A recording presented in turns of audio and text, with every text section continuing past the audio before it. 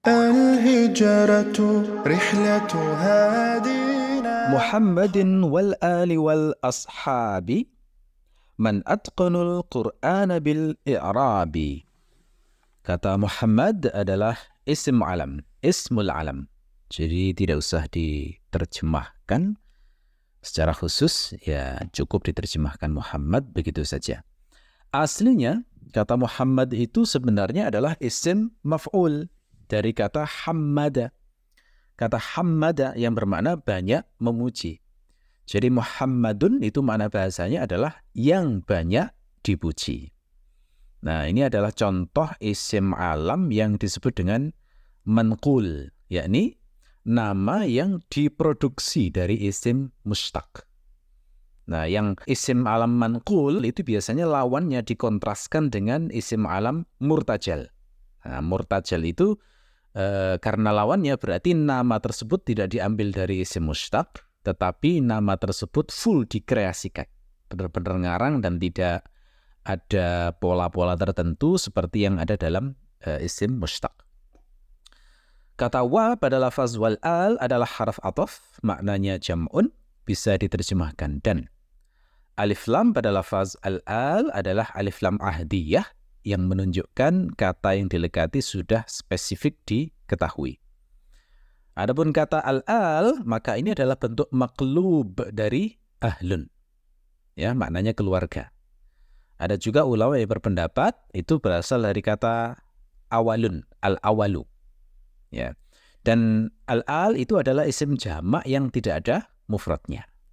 Nah, hanya saja patut dicatat, al-al itu adalah keluarga yang konotasinya khusus hanya untuk orang-orang mulia atau al-asyraf dan orang-orang yang cerdas, al-uqala.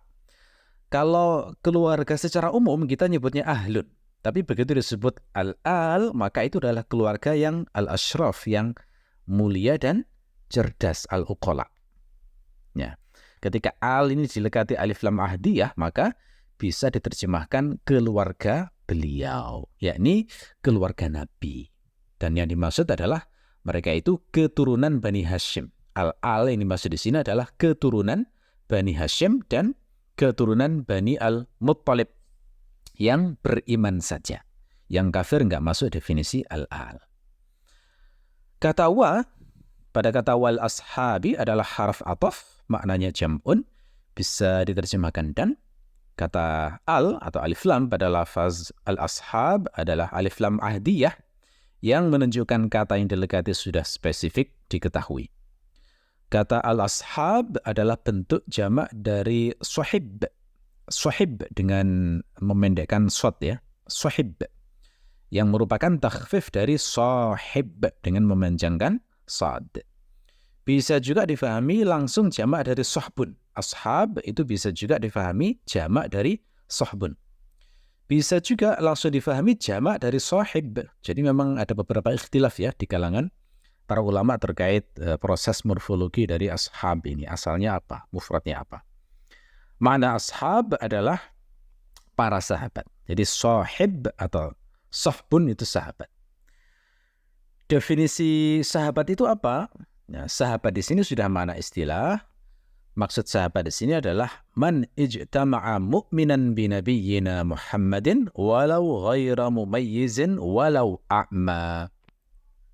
Orang yang berkumpul dengan Nabi Muhammad dalam keadaan beriman walaupun belum mumayyiz dan walaupun buta.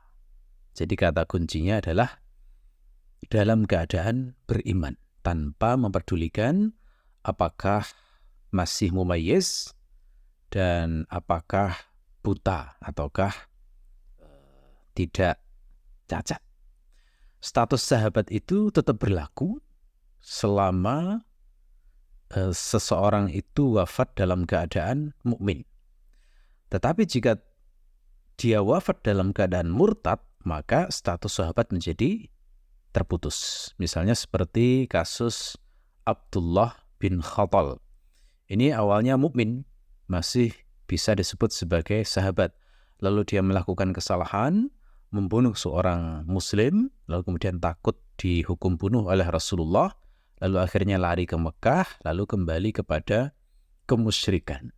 Dia ini dikisahkan dalam sejarah punya 2 budak yang biasa bernyanyi dan sering menghina Nabi.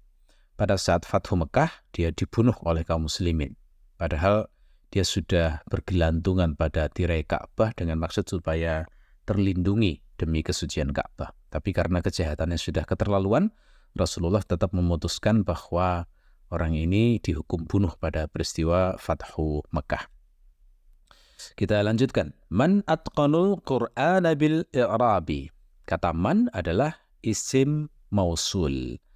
Jadi karena dia isim mausul, berarti dia semakna dengan alladzina. Maknanya adalah yang. Kata atqanu itu berasal dari kata atqona. Ya, termasuk fi'il madhi. Maknanya adalah ahkama. Jadi atqanu bermakna ahkamu. Bisa diterjemahkan menyempurnakan. Huruf wawu yang disukun pada lafaz al-atqanu itu adalah dhamir.